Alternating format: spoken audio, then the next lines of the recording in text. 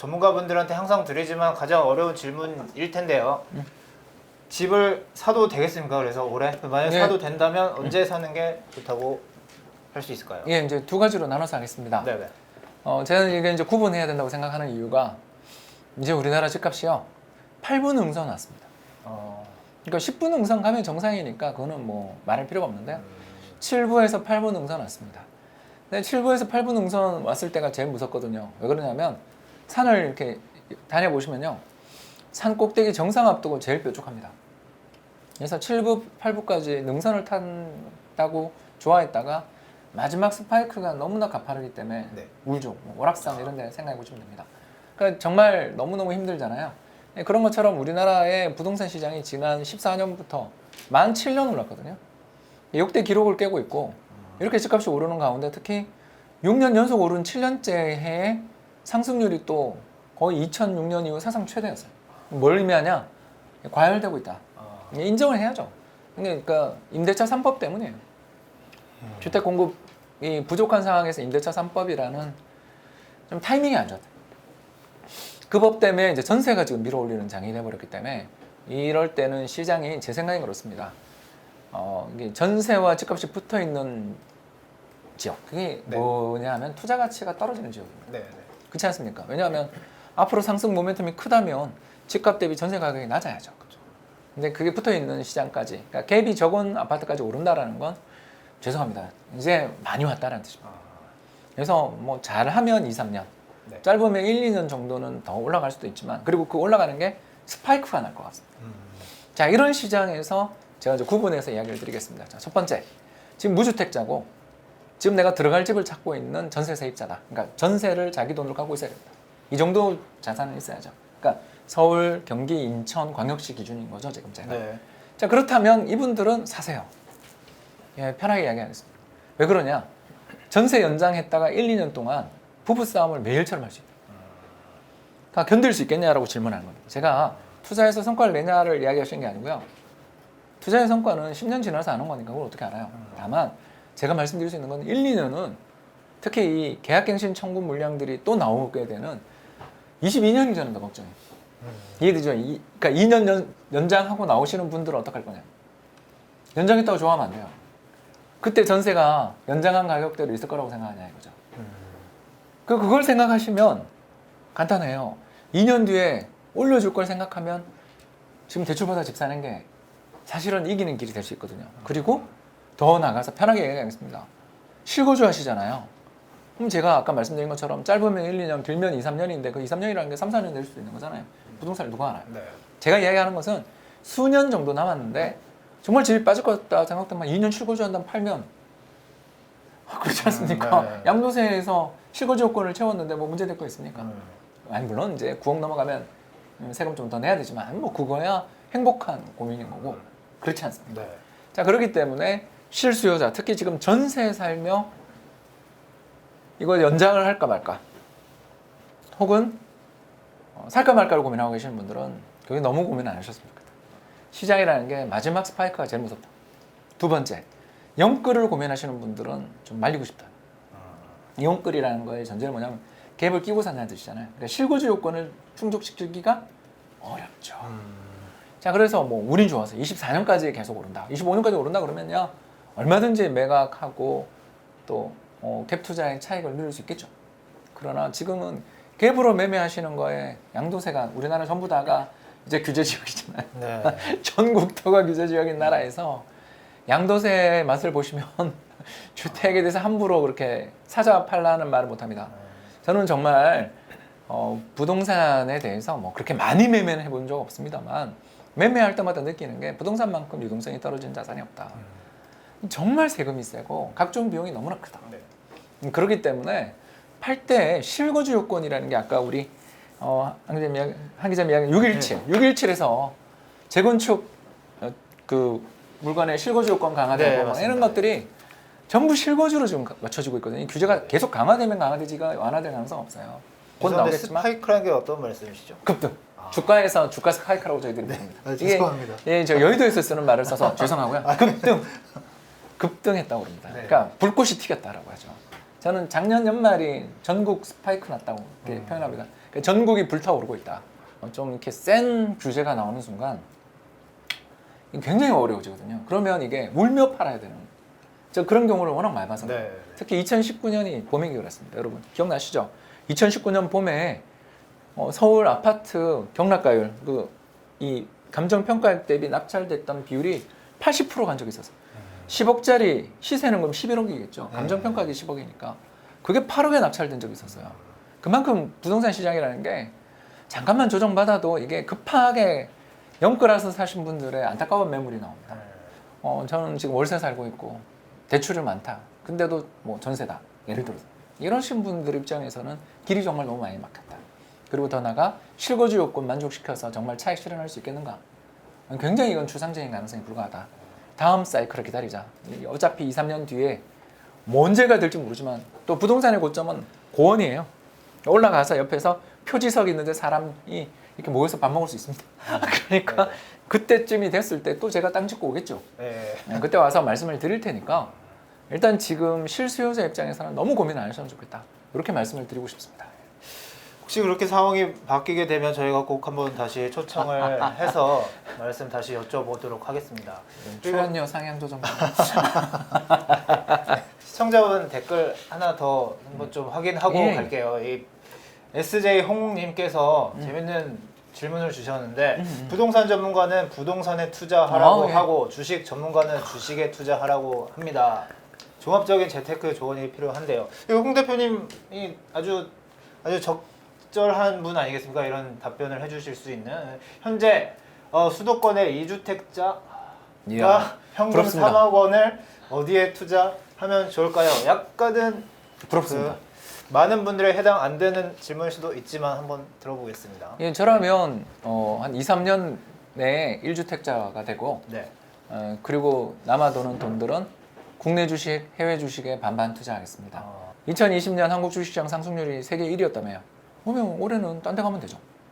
그렇지 않습니다. 네. 꼭 그렇게 어느 한 나라에 먹을 메뉴가 뭐겠습니까? 더군다나 한국 부동산 많이 올라서 부담스럽다며요. 그러면 미국 부동산 투자하세요. 미국 부동산 이제 뭐 바닥 친 지 5, 6년밖에 안 됐잖아요. 미국 부동산 리츠 이런 데 투자하면 되잖아요. 꼭 우리나라에 맥쿼리 인프라만 리츠가 있는 게 아니에요.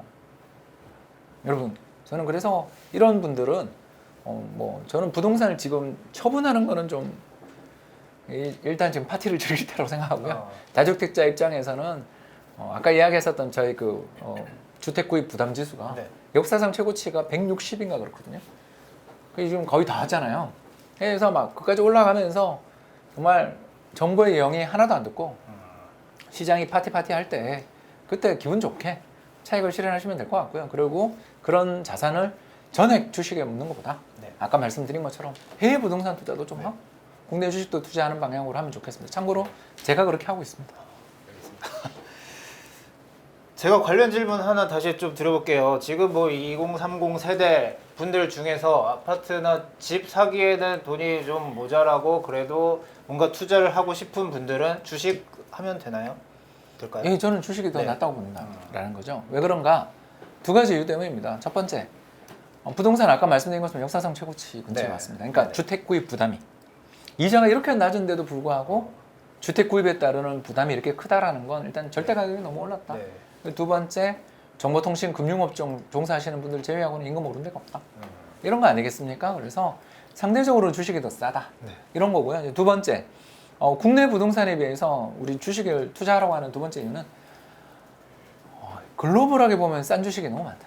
좋은 데가 너무 많다. 그리고 꼭 한국 부동산만 투자해야 되냐. 네. 네. 오늘 우리가 땅 짓고 왔지만 해외 부동산 땅 짓고도 좀 하자.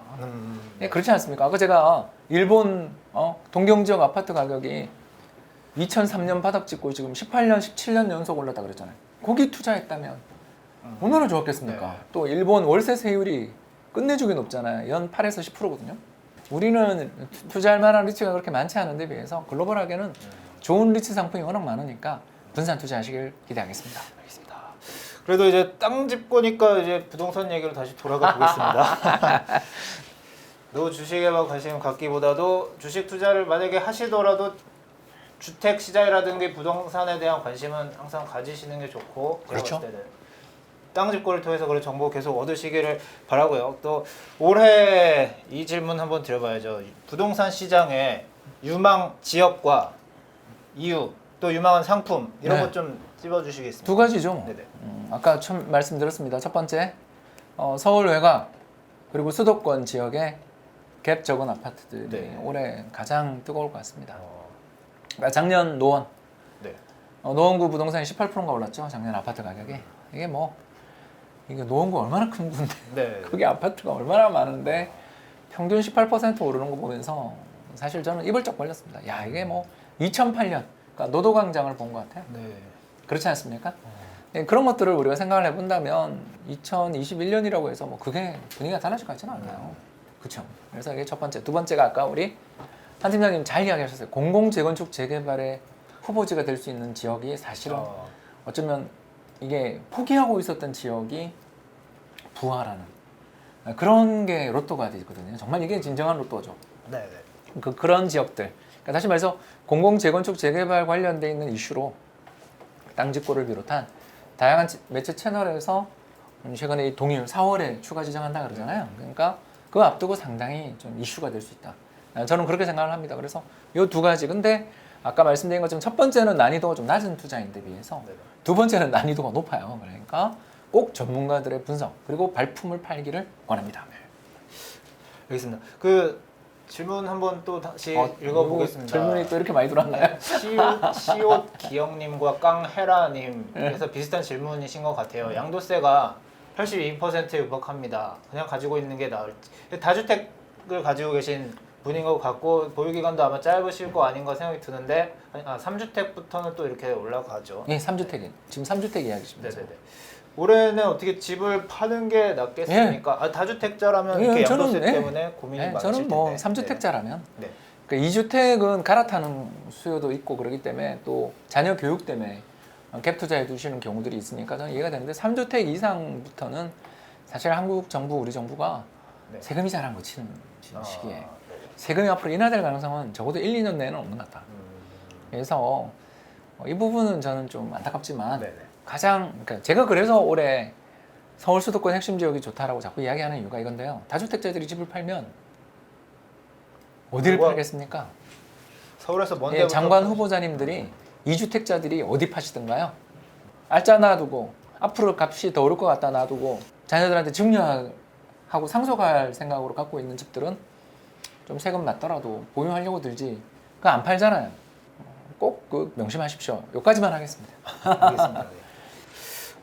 질문들은 좀 받아봤고요. 저희 준비한 질문 중에 또 최근에 주택 시장 특히 뭐 서울도 그렇고 특징 중에 하나가 아파트 시장의 주 구매층이 과거에 40, 50대였는데 작년부터는 이제 20, 30대, 30대가 특히 중심이 되고 있다.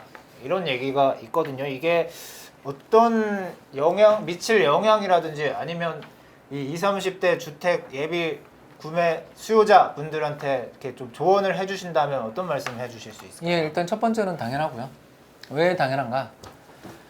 일단 지난해 통계청이랑 한국은행이 집계한 가계금융복지조사라는 통계가 있습니다. 네네. 통계를 봤더니 30대 부채 증가율이 7%인가 8%가 나오더라고요.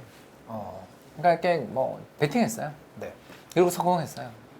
그리고 주변의 친구들이 성공했어요. 한 팀장님 같으면 영향 안 받겠어요? 영향 많이 받겠죠. 받습니다. 그리고 더 나가서 부모님 찬스를 쓸 수 있는, 물론 이제 대여를 하셨겠지만 중년을 했거나 그런 부모님 찬스, 친척 찬스를 쓸 수 있는 분들은 더 부자가 됐어요.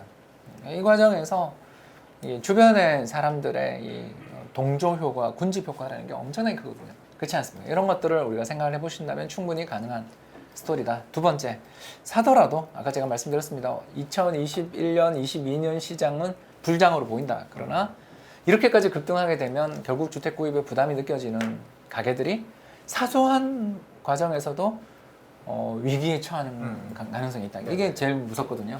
그래서 아까 제가 말씀드린 친인척 찬스, 부모님 찬스를 쓸 수 있는 분들은 예외인데 그런 분들이 아니라면 자금 조달에 있어서 굉장히 지금 면밀하게 조사를 잘 하셔야 돼요. 그리고 사더라도 아까 이야기하신 것처럼 실거주 요건들을 잘 갖출 수 있는 그런 주택들 위주로 해서 좀 찾아보시는, 발품을 많이 파셔야 되는. 그리고 아울러 우리 땅집고에서도 정말 잘 하시지만 교통망 좀 챙기고 가세요. 좀 그러니까 자꾸 그 지역 이름만 듣고 에이 거기 어떻게 살아라는 분을 제가 너무나 많이 봐가지고 그래서 제가 화가 납니다. 네. 우리는 정말 그 사람은요 보유 욕구, 현실 유지 욕구가 되게 강해요. 네네. 근데 신안산선 좀 체크해 보시고 진접선 좀 체크해 보세요. 좀 네. 이게 5년 내 개통될 때는 그밖에 없잖아요. 지금 네. 물론 이제 4호선 연장 구간 있지만 네네.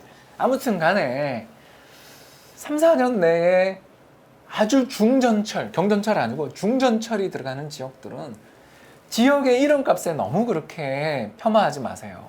저는 그 말씀을 정말 드리고 네. 싶습니다.